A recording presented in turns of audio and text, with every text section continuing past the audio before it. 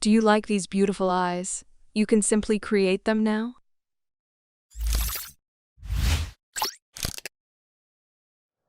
We will first install the add-on by opening the add-on file after downloading it.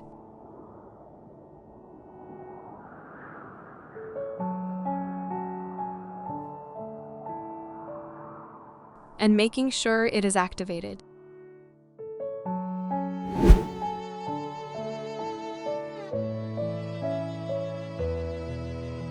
Then we can simply create a beautiful eye, which looks pretty real.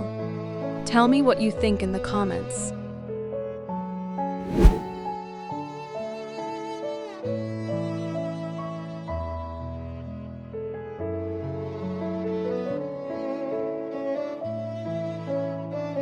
The most important thing is that we can modify it by changing any color that the eye contains. And we can change all the internal and external details, brightness, and everything related to it.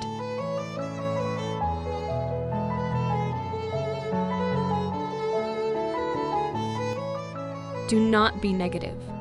If you like the video, please press the subscribe and like button. And if you don't like it, do not hesitate to press the dislike button.